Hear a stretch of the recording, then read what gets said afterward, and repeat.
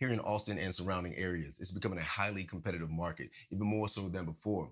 Having multiple offers come in hours after your house is listed is not uncommon. But what I'm seeing is a lot of buyers losing multiple offer battles over minor mistakes.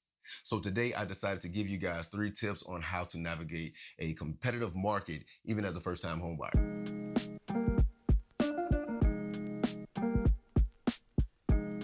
One of the first things I want to talk about is contingencies. When you think of a contingency, you think of good for the buyer and not so good for the seller.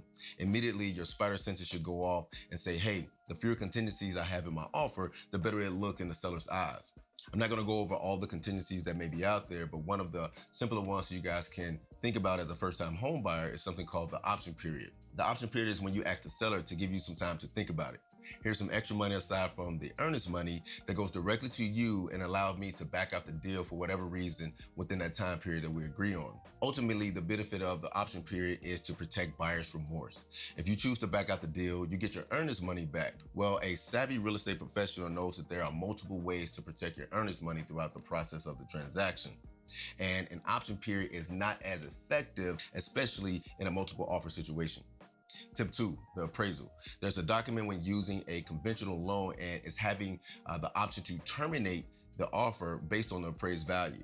This is another attention grabber to a seller because if they have their house on the market and you getting multiple offers, it's a good chance that the price is going to be higher than the appraised value.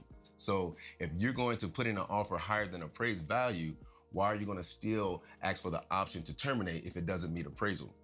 Either you are willing to pay above asking price, or you shouldn't put in an offer with the option to terminate because of the appraisal. This is all subject to each individual. You need to know your limits, know your funds, and speak with a lender and see if you can get approved for that amount prior to putting in an option. Remember, contingencies. The last tip I want to share with you guys is getting pre-approved early. Not everybody is walking around with $250,000 to $500,000 in cash in their pocket. And if you are, congratulations, you can skip tip 3.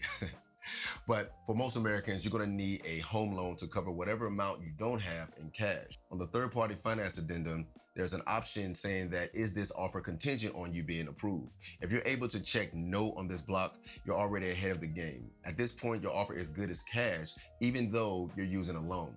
The seller does not have to worry about you getting approved 14 to 21 days after accepting your offer. So those are the 3 tips that I want to share with you guys. Simple yet effective. If you got any questions, feel free to reach out at info@readyfrontrealestate.com or text or call 737-210-1690. Like always, till next time, guys. Thanks.